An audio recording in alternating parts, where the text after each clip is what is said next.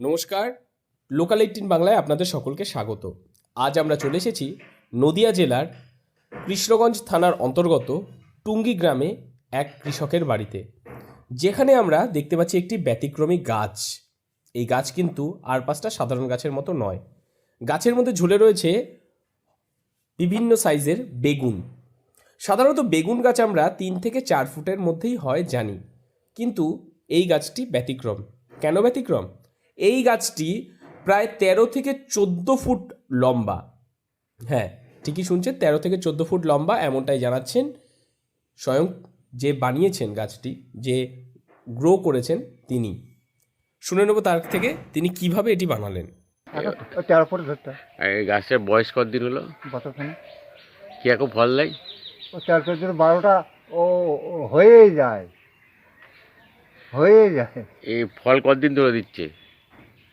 ওই লাগানোর মনে হয় 2 মাস পর 3 মাস পর থেকে। পুরো এখনো গাছ তো ঠিক আছে? হ্যাঁ, গাছ ঠিক আছে, মানে কি এখনো হবে, ফুলদালি বোঝায় না।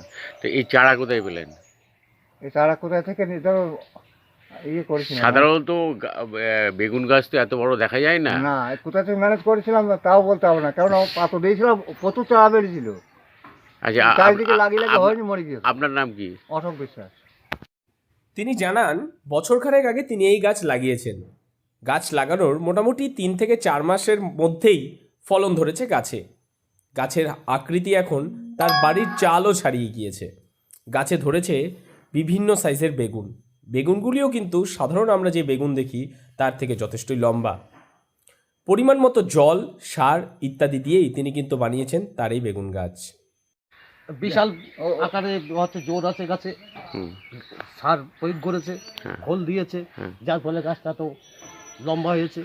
এবার গাছটা বেঁধে দিয়েছে পেয়ারা গাছের সঙ্গে। সাধারণত বেগুন গাছ কি সাইজে দেখা যায়? লম্বা কতখানি দেখা যায়? ওই লম্বা 4 ফুট 3.5 ফুট। সেখানে 14 ফুটের ব্যতিক্রমী তো। হ্যাঁ, বিশাল ব্যাপার। আমার লাইফে দেখিনি, এই ফার্স্ট দেখলাম। আপনার নাম কি? সাধন কুমার বিশ্বাস। নদিয়া থেকে মৈনাক দেবনাথের রিপোর্ট, লোকাল 18 বাংলা।